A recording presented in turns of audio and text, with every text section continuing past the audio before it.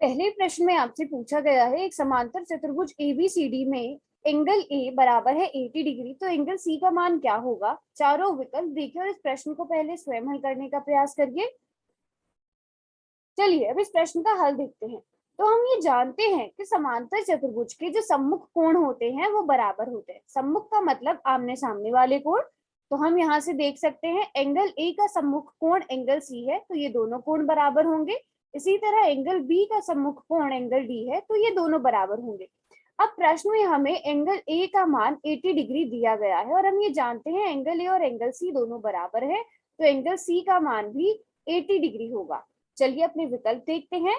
तो विकल्प सी 80 डिग्री सही उत्तर है। अब दूसरे प्रश्न में आपसे पूछा गया है किसी समांतर चतुर्भुज का विकर्ण उसे कितने सर्वांग त्रिभुजों में विभाजित करता है। चारों विकल्प देखकर इस प्रश्न को पहले स्वयं हल करने का प्रयास करिए। चलिए इस प्रश्न का हल देखते हैं। तो सबसे पहले हम एक समांतर चतुर्भुज एबीसीडी बना लेते हैं जिसमें विकर्ण बीडी है और हम ये जानते हैं कि समांतर चतुर्भुज की सम्मुख भुजाएं यानी आमने सामने की भुजाएं बराबर होती हैं। तो यहाँ पर हमारे पास दो त्रिभुज बन गए, त्रिभुज ए बी डी और त्रिभुज सी डी बी। इन दोनों त्रिभुजों में हम देख सकते हैं एडी भुजा बराबर होगी बीसी भुजा के, इसी प्रकार ए बी भुजा बराबर होगी सी डी भुजा के।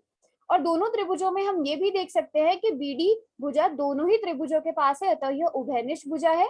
तो इसलिए हम लिख सकते हैं एस एस एस सर्वांग समता नियम के अनुसार त्रिभुज ए बी डी सर्वांग सम होगा त्रिभुज सी डी बी के। तो यहाँ पर हम देख सकते हैं दो सर्वांग सम त्रिभुज बन रहे हैं, अतः हम कह सकते हैं समांतर चतुर्भुज का विकर्ण उसे दो सर्वांग सम त्रिभुजों में विभाजित करता है।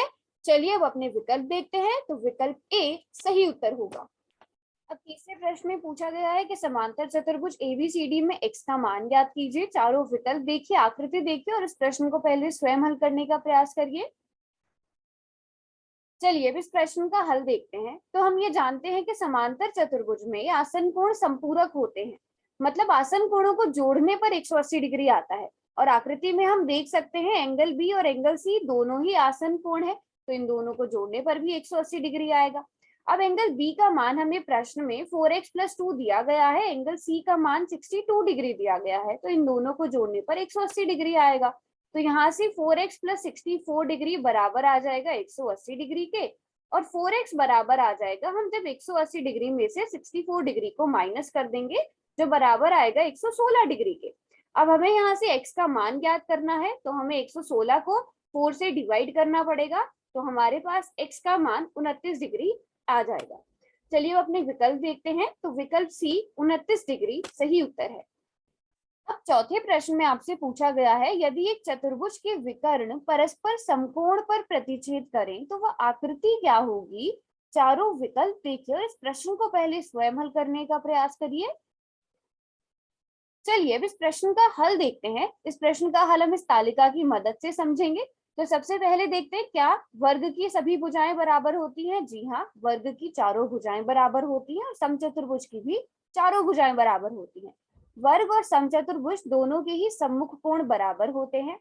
वर्ग के सभी कोण समकोण होते हैं, परंतु समचतुर्भुज के चारों कोण समकोण नहीं होते। वर्ग के विकर्ण परस्पर समकोण पर प्रतिच्छेद करते हैं और समचतुर्भुज के भी विकर्ण परस्पर समकोण पर प्रतिच्छेद करते हैं। तो चलिए अब अपने विकल्प देखते हैं। तो जी हाँ, वर्ग और समचतुर्भुज दोनों के ही विकर्ण परस्पर समकोण पर प्रतिच्छेद करते हैं, इसलिए हमारा सही उत्तर विकल्प सी होगा, ए और बी दोनों। पांचवें प्रश्न में आपसे पूछा गया है कि ट्राइंगल एबीसी में डी और ई क्रमशः भुजा बीसी और एसी के मध्य बिंदु है। तो पहला पॉइंट है कि क्या डीई और एबी आपस में समांतर है, और डीई बराबर है हाफ ऑफ एबी के। चारों विकल्प देखिए और इस प्रश्न को पहले स्वयं हल करने का प्रयास करिए। चलिए इस प्रश्न का हल देखते हैं। तो इसका हल देखने के लिए हम मध्य बिंदु प्रमेय का प्रयोग करेंगे, जिसके अनुसार त्रिभुज की दो भुजाओं के मध्य बिंदु को मिलाने वाला रेखाखंड उसकी तीसरी भुजा के समांतर और तीसरी भुजा की लंबाई का आधा होता है। चलिए इसे समझते हैं। तो त्रिभुज की दो भुजाओं का मध्य बिंदु, यहाँ पर त्रिभुज की दो भुजाएं बीसी और एसी का मध्य बिंदु हमें डी और ई दिया गया है, और डी और ई को मिलाने वाला रेखाखंड उसकी तीसरी भुजा के समांतर होता है। तो यहाँ पर तीसरी भुजा हमारे पास ए बी है, तो इसके अनुसार हम लिख सकते हैं कि डीई और ए बी आपस में समांतर है। और उसके बाद मध्य बिंदु प्रमेय में लिखा गया है कि तीसरी भुजा की लंबाई का आधा होता है। ये जो रेखाखंड है ये तीसरी भुजा की लंबाई का आधा होता है, तो हम लिख सकते हैं कि डीवी बराबर होगा ए बी का आधा।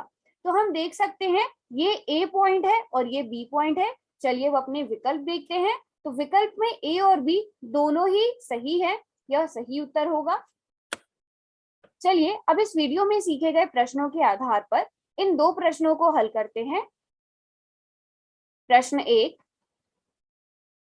प्रश्न 2। धन्यवाद।